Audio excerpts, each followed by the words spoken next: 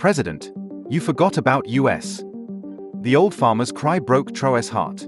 Ibrahim Traoré had been waiting in front of the palace for 15 days. He wasn't eating anything, only drinking water. He had voted for Traoré, celebrated independence, but now his grandchildren were crying from hunger while not even grass grew in his fields. As Traoré approached, he could see the man had become thin as a rail from his hunger strike. When asked what had happened, Ibrahim revealed the devastating truth. Drought had lasted 6 months, but the real problem was French revenge. Traoré's fight with France was costing innocent people their lives. At that moment, Traoré realized that the independence struggle was harming the very people he sought to protect.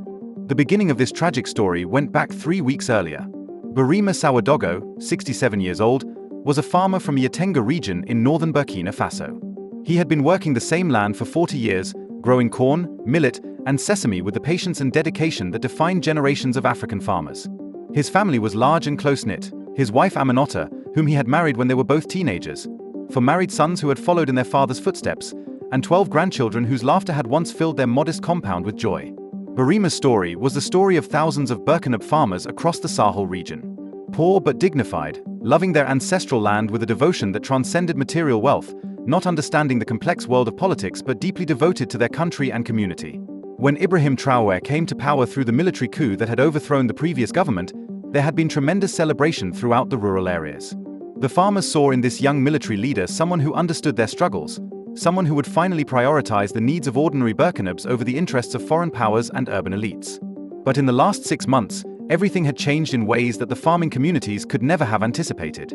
The transformation began subtly, then accelerated into a crisis that would test the very foundations of Traoré's leadership and force him to confront the human cost of his political decisions. The cascade of disasters. 6 months before Ibrahim's desperate journey to the capital, when the rainy season traditionally brought hope and renewal to the farming communities of northern Burkina Faso, he had prepared to sow his fields as his father and grandfather had done before him. The rituals of planting were sacred to him. The careful selection of seeds, the prayers offered to ancestors for good harvests, the community cooperation that bound neighbors together in shared purpose. However, that year brought devastating news from Mamadou, the seed distributor who had supplied Ibrahim's village for over 2 decades. The seeds that formed the foundation of their agricultural system, high-quality, drought-resistant varieties that had been developed specifically for the Sahel's challenging conditions, were no longer available. The supplier explained that these crucial seeds came from Savannah Seeds, a French agricultural company that had dominated the West African market for generations. The company had abruptly announced the suspension of all shipments to Burkina Faso, citing security concerns and unstable political conditions following Traoré's increasingly assertive policies toward former colonial powers. This decision, made in corporate boardrooms thousands of miles away, would have immediate and devastating consequences for hundreds of thousands of small-scale farmers who depended on these seeds for their survival. Ibrahim was forced to plant with inferior local seeds that had not been improved through decades of agricultural research. These traditional varieties, while culturally significant, lacked the disease resistance and drought tolerance that modern farming in the Sahel required. The immediate result was dramatically reduced yields, but this was only the beginning of a cascade of problems that would push rural communities to the brink of starvation. The water crisis followed soon after the seed shortage. For 15 years, Ibrahim's village had relied on a sophisticated water distribution system installed and maintained by Veolia, a French multinational corporation that managed water infrastructure across much of Francophone Africa. This system included motorized pumps, purification facilities, and a network of pipes that brought clean water directly to community taps. One morning in late May, the taps ran dry. Village leaders were informed that the water system required extensive maintenance and upgrades that could take several months to complete. What they didn't understand was that this maintenance shutdown was not a technical necessity but a political decision. Veolia, responding to pressure from the French government and concerned about the security of its assets in an increasingly unstable political environment, had decided to suspend operations indefinitely. The impact on daily life was immediate and severe. Women and children, traditionally responsible for water collection, now had to walk increasingly long distances to reach functioning wells and boreholes. The time and energy spent on water collection reduced the labor available for farming, education, and income-generating activities.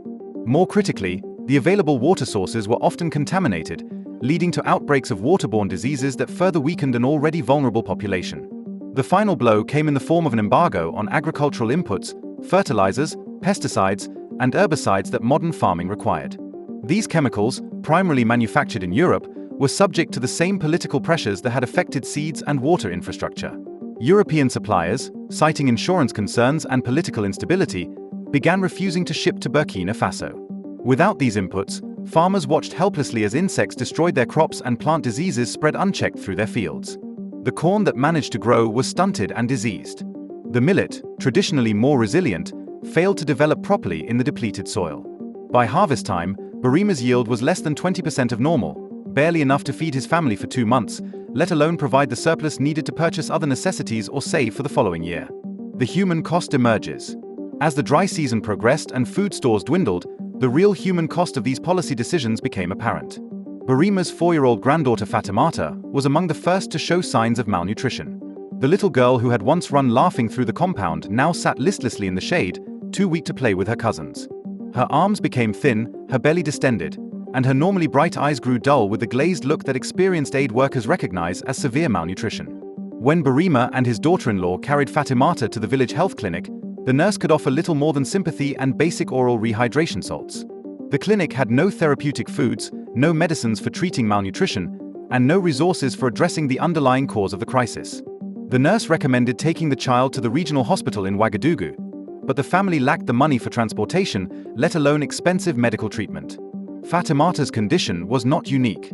Across the village, children were showing similar symptoms. The elderly, whose bodies were less able to cope with nutritional stress, began falling ill. 3 respected village elders died within a span of 2 weeks, their deaths attributed to various ailments but underlying malnutrition playing a role in each case. Meanwhile, the national media was filled with stories about Traoré's bold foreign policy initiatives, his confrontations with French officials, and his efforts to build new partnerships with China, Russia, and other non-Western powers. These stories spoke of national sovereignty, economic independence, and the need to break free from neo-colonial control. They painted a picture of a young leader bravely standing up to powerful foreign interests on behalf of his people. But in the villages of northern Burkina Faso, this narrative felt increasingly disconnected from daily reality. The farmers understood that Traoré was fighting for important principles, but they also knew that their children were suffering the consequences of this fight. The gap between the grand political vision being promoted in the capital and the harsh realities of rural life was becoming impossible to ignore. The decision to act. By March, conditions in Burima's village had deteriorated to crisis levels. The grain stores that normally sustained families through the dry season were empty. Women walked increasingly long distances in search of wild foods, roots, leaves, and seeds that could supplement their meager diets. Children cried constantly from hunger, and their cries were becoming weaker as malnutrition sapped their strength. It was during this period of desperation that Burima made the decision that would change his life and ultimately influence national policy. He announced to his family that he was traveling to Ouagadougou to speak directly with President Traoré about the crisis affecting their community. His family members thought he had lost his mind. How could an illiterate farmer from a remote village expect to gain an audience with the president of the country? But Burima had a different perspective. He had voted for Traoré, had celebrated in the streets when the young military officer had promised to put the people first. In Burima's understanding of leadership, shaped by traditional African concepts of reciprocal obligation between rulers and subjects, a leader who had received the people's support had a corresponding duty to hear their concerns and address their needs. The journey to Ouagadougou took 4 days on foot, with occasional rides from truck drivers who took pity on the determined old man. Burima had never traveled more than 50 kilometers from his village, and the capital city overwhelmed him with its size, noise, and complexity. The contrast between the urban prosperity he observed and the rural suffering he had left behind only strengthened his resolve to make his voice heard. When he finally located the presidential palace, with its imposing gates and uniformed guards, Burima understood that gaining access would not be simple. The security personnel who staffed the perimeter were professional and courteous but firm in their refusal to allow unauthorized individuals onto the palace grounds. They listened politely to his story about drought and hunger in his village, but explained that there were proper channels for such concerns: local officials, district administrators, and government ministries that handled agricultural issues.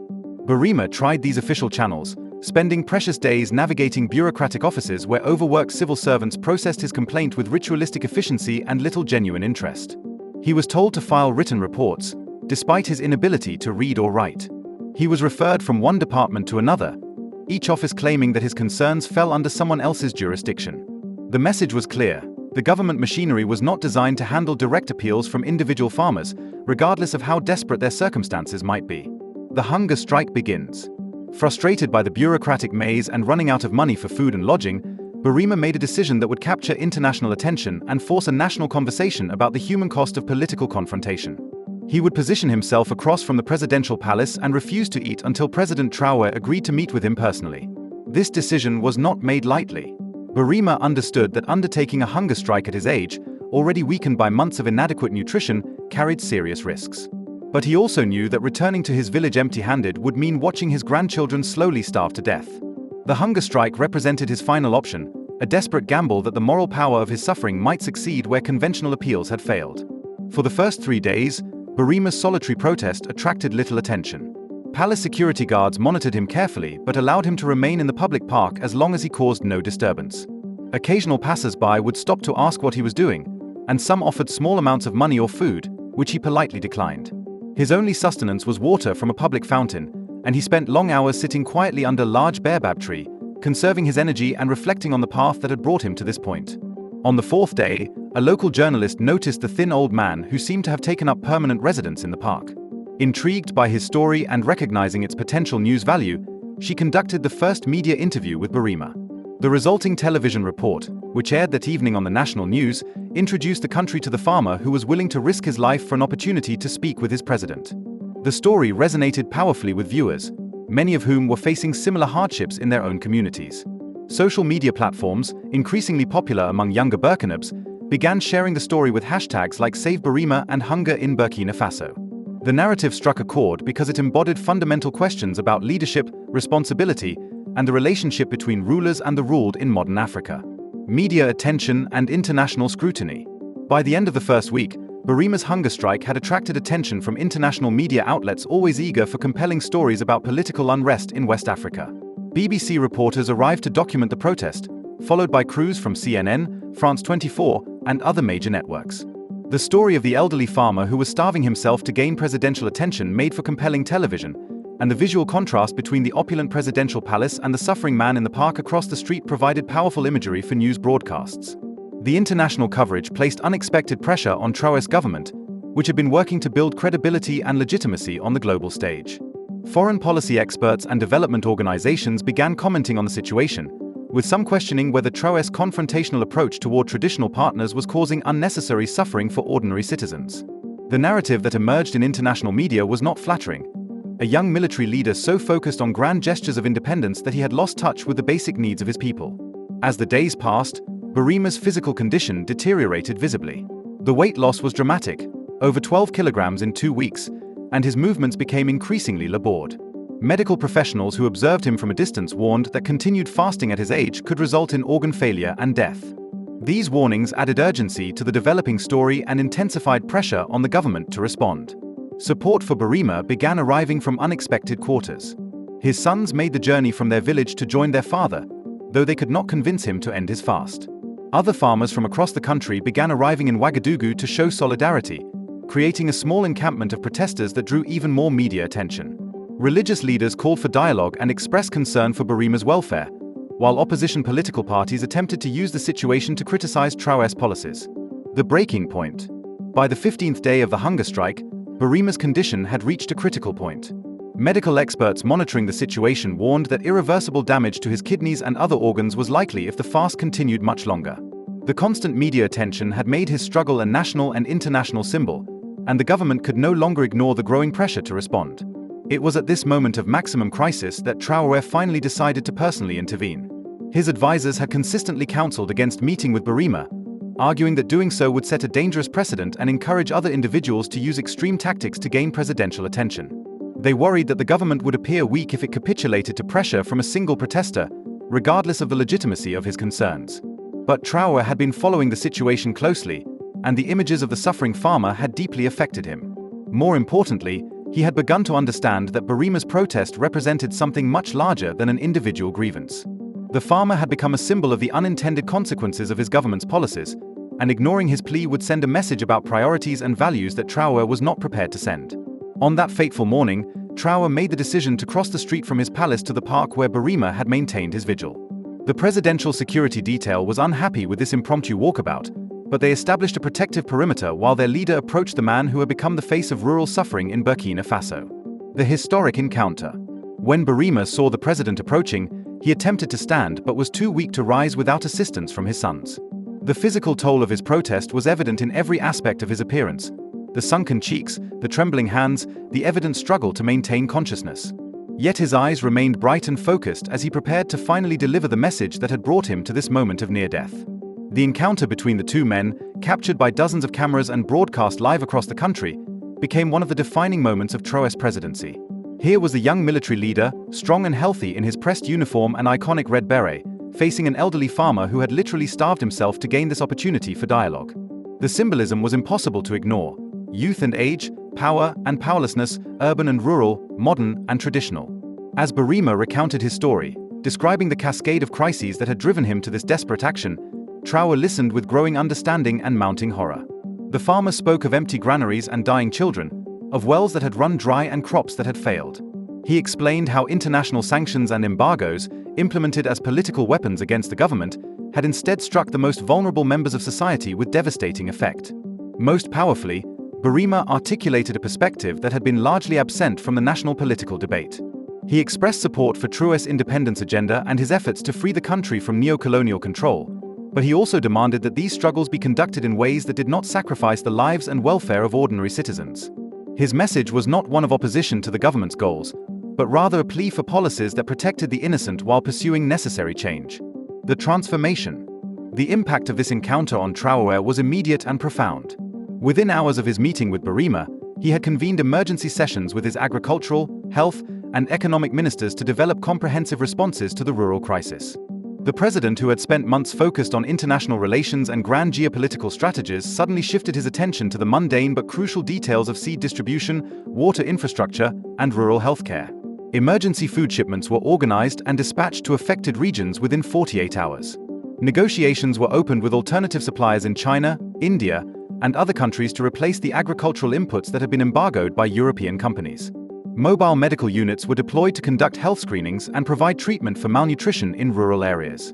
Perhaps most significantly, Traoré authorized his foreign ministry to explore interim agreements with France and other European partners that could alleviate humanitarian suffering while longer-term political issues were resolved. The transformation in government priorities was matched by changes in Traoré's personal approach to leadership. He began making regular visits to rural areas, meeting with farmers, community leaders, and ordinary citizens to understand how national policies were affecting their daily lives. These consultations became a permanent feature of his governance style, ensuring that the disconnect between policymaking in the capital and realities in the countryside would not again reach such dangerous levels. Ibrahim, meanwhile, was hospitalized for a week to address the physical damage caused by his extended fast. His recovery was closely monitored by the media, and his first public statement after regaining his strength became a model of gracious leadership. Rather than claiming victory or demanding recognition, he simply expressed gratitude for the president's attention and urged continued focus on the needs of rural communities throughout the country. The broader transformation. The changes initiated in response to Ibrahim's protest extended far beyond emergency humanitarian measures. Traoré's government began developing a more nuanced approach to international relations that balanced principles of independence with practical concerns about economic disruption and social welfare. Instead of unilateral confrontation with traditional partners, the new strategy emphasized gradual diversification of relationships and careful management of transitions to minimize harm to vulnerable populations. Agricultural policy became a central priority, with major investments in irrigation infrastructure, seed development programs, and rural extension services. The government established strategic grain reserves to buffer against future droughts and market disruptions. Most importantly, consultation mechanisms were created to ensure that rural voices would be heard in policymaking processes before crises reached emergency levels. 6 months after his hunger strike, Ibrahim returned to his village to find transformed conditions. A new borehole provided reliable access to clean water, eliminating the long walks that had consumed so much family time and energy. An agricultural extension center had been established to provide seeds, technical advice, and access to credit for local farmers. The health clinic had been upgraded and staffed with trained medical personnel capable of addressing nutrition-related health problems. When President Traoré visited Ibrahim's village to inaugurate these improvements, he was welcomed with genuine enthusiasm by a community that felt heard and valued by their government.